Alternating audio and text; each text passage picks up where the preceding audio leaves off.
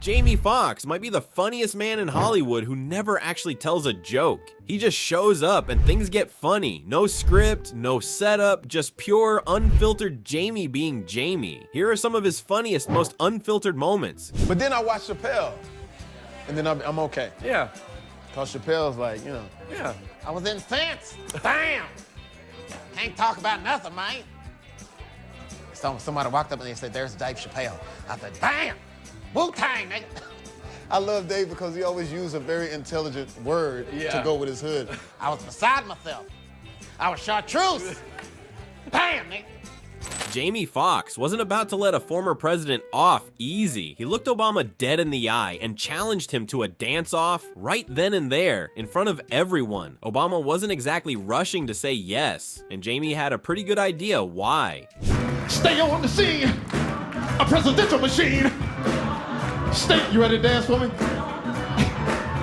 Wait, give me a little bit of the you're not gonna dance for me just a little bit? Come on, man, I saw you on Ellen.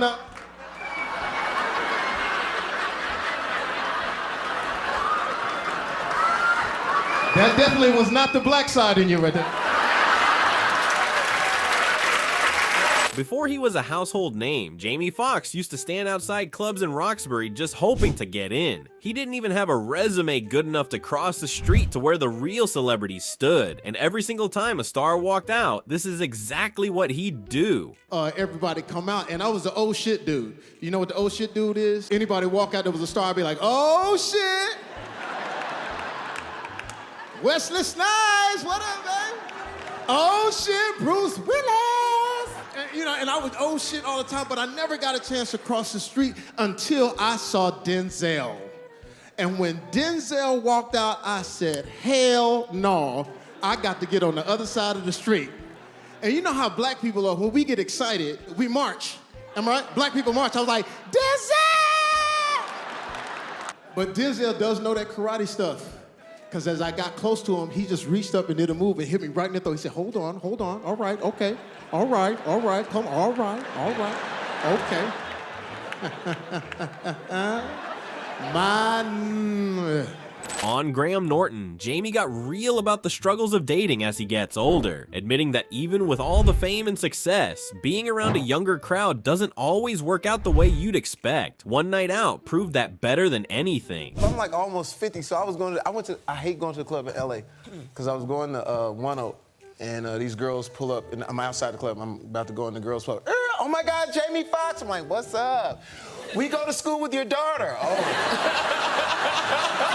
That wasn't even the most awkward part of the night, and what happened next made it even worse. And then they don't know, like, you know, I'm 49, and like I DJ and stuff like that, so I was DJing at this club, and these girls was about the DJ booth, and they were just so young. Like, I said, well, how old are you? I'm 22. Well, how old are you? I'm 23. And, oh my God, she's ancient. She's 27. I'm like, wow, yeah.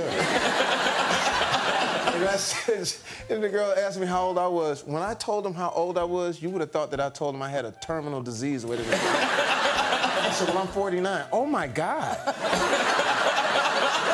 Can't you die from 49? Come on, girls, let's pray. He has 49.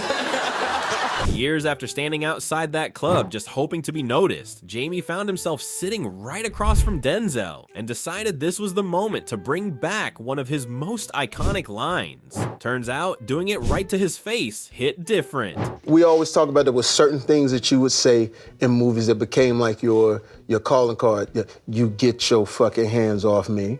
Oh, really? I'm a comic, so every time we do you get your fucking hand. That's right. Yeah. Say it with me. No. I'll grab your hand and you play me. Yeah. Hey. You get your fucking hands off me. Long before Jamie Foxx and Tom Cruise ever shared the screen together, there was a much rougher first encounter. An audition that didn't exactly go the way Jamie hoped, and knowing Jamie, there's no way he was gonna tell this story quietly. I actually went to audition for Jerry Maguire. The guy sees me read in LA and he says, yo, I want you to go to read for TC in New York. So I go to read, but as I'm reading, I'm loud. Show me the money. You know what I mean, right? That's all I'm saying, brother. Show me the money. And so I know, it was really good. So I thought that was great. And then, but wait, Tom Cruise reads his line, but it was like this.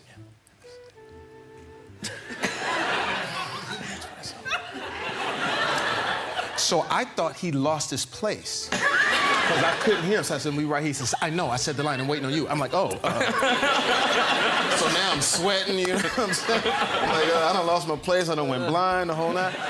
Anyway, I didn't get the part, and that's where you know where you are. During filming for Collateral, Jamie and Tom Cruise were doing a stunt scene together, one that was supposed to go exactly according to plan. It didn't, and when the crew came running to check on things, Jamie found out real quick exactly where he stood. We're in the car, and we're driving. We're supposed to do this stunt where I crash into another car, right? But it's supposed to be a stunt. But what happens is the car gets out of control, and I actually do crash into the car. And when they get there, they're like, "Jamie, get out of the way. Tom, are you okay?" And that's where you know where you are. On Howard Stern's show, Jamie opened up about his very first day of rehearsals with Quentin Tarantino on Django Unchained, and how that day nearly went off the rails before filming even properly started. What happened next says a lot about just how intense Tarantino can be behind the scenes. The first day of rehearsal, I'm reading my lines like, and he said, "Cut. Could I talk to you for a second?" Close the door. What the fuck is that? I said, "What you mean?" I knew I was gonna have this problem. Listen, all of this shit, you have to be a fucking slave, okay? He's a slave. He's not cool. He's a fucking slave. Right. He doesn't know how to read. You come in with your fucking Louis bag and your fucking Range Rover and your fucking Jess. I'm so fucking, you're not Jim Brown. He's a fucking slave. And then he becomes the hero. But lose that shit. Door swings open, he walks out. Jamie doesn't just do impressions and tell stories. Sometimes he just breaks out into song completely out of nowhere. On Graham Norton, he decided to perform one of his own tracks live on the couch, and it didn't take long for the lyrics to get a lot more explicit than anyone expected. By the time he got to one specific line, Emma Stone was already bracing herself. Yeah, but why were there puddles in the bed? Yeah, wait a minute. Was she an older lady? What is that? Was she... Listen, girl, I've got the lyrics. Girl, the weatherman said it's cloudy skies right there between your thighs. I want it soaking wet all over the bed. Did you sing these lyrics? He wrote them. Hey, man. Hey, it sounds much better when you sing them. You just can't read the lyrics. This next one comes from Jamie's own interview series, sitting down with Denzel Washington himself. Denzel brought up a story from the 1988 Oscars, the night he lost Best Supporting Actor, and what he did right after finding out he wasn't taking home the award. Let me tell you a Sean Connery story. Uh-oh. He was up for The Untouchables. I was up that year for, I think it was Cry of Freedom. He comes out to present an award and got a 3-minute standing ovation for presenting an award. Wow. I went to get the coats. I was gonna get the coats because I know I ain't winning tonight. So now we're leaving. I'm leaving without the Oscar, right?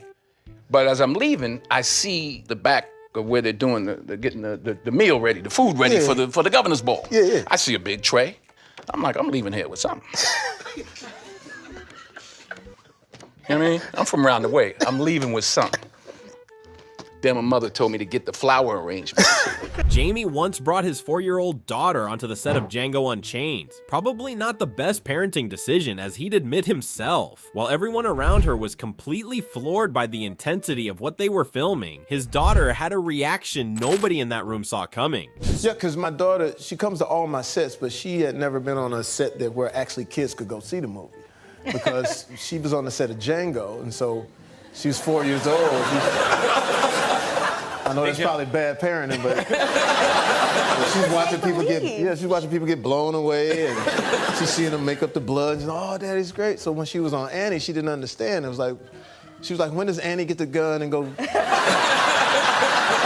kill the people that took her parents? Oh, that's a whole different movie right there. That would be a great update. Eddie's revenge. The sun won't come out tomorrow. To really understand Mike Tyson, you had to know him the way Jamie did. And according to Jamie, normal rules just never applied to him. He wasn't just the biggest name in boxing. He was, in Jamie's words, dealing with something a lot bigger than that. When people say, like, why does Mike Tyson... First of all, he's a fighter. He's not a tennis player. But Mike was a wild boy.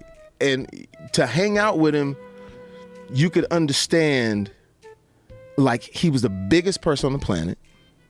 And he had the demons. You know what I'm saying? But he's fun too, because you see him in a club and he sees some girls and he be like, "Hi, how you doing?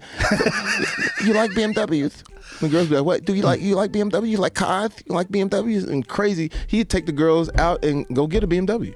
I mean, he was that crazy. On Graham Norton, Jamie opened up about something a lot more serious than usual. His recovery from a life-threatening health scare in 2023. But even during one of the hardest moments of his life, Jamie found himself leaning on the one thing that's always defined him. I was always telling jokes to the point to where they thought that something was wrong with me. Because I never answered like, he said, "Where are you, sir?" "I'm at the fix-it place." I said, "Who are you, sir?" And I was never myself. You know, I would always be somebody else. Says, "Who are you?" And for like 3 days, I was Denzel. Yeah, so they said, "Who are you, sir?" "All right, okay, all right." "All right, that's what you telling me?" "Okay, you telling me I had a stroke?" "Okay, my nurses." You know what I'm saying?